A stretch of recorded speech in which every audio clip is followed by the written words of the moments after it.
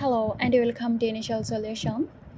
In this video tutorial, I will show you how to see following on Facebook.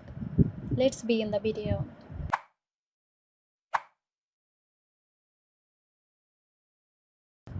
Open the Facebook app and log into your account.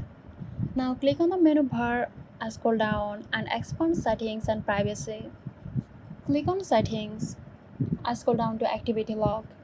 It's located under the Your Activity section. Tap on Activity Log and scroll down and expand Connections.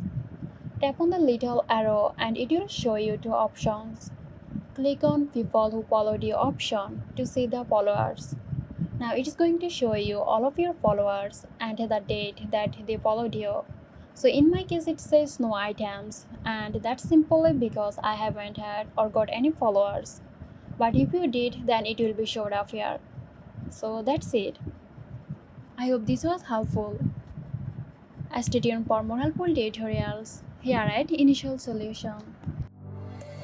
This video is sponsored by Girosoft. Girosoft offers graphic design, UI UX design, digital marketing and web development.